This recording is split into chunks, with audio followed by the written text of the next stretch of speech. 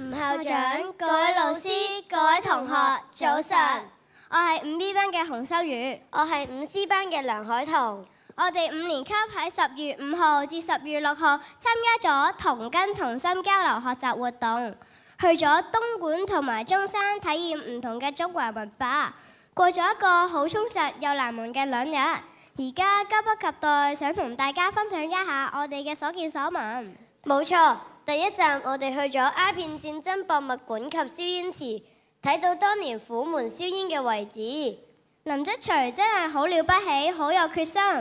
喺燒煙池所用嘅瓷板、木柱中，我哋可以感受到林則徐維護人民嘅利益嘅堅定決心。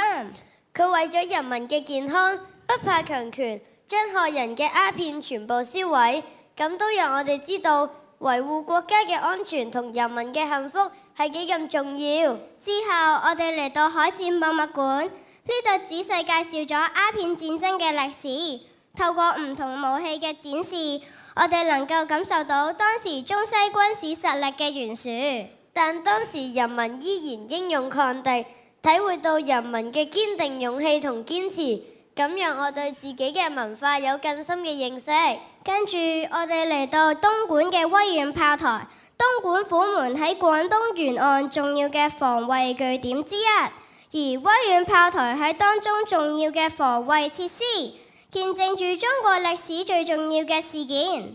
當時嘅將士們就係用呢啲武器，勇敢地抵抗敵人，保衛我哋嘅家園。我特別感受到古人不懼危險、英勇抗敵嘅精神。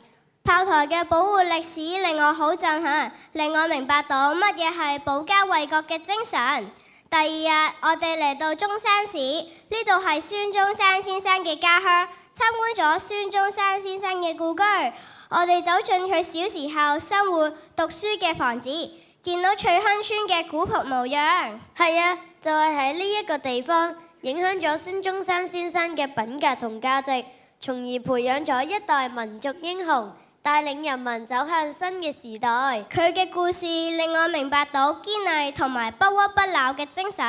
佢一次一次咁樣失敗，但係從來冇放棄。呢種堅持到底嘅精神真係好值得我哋學習。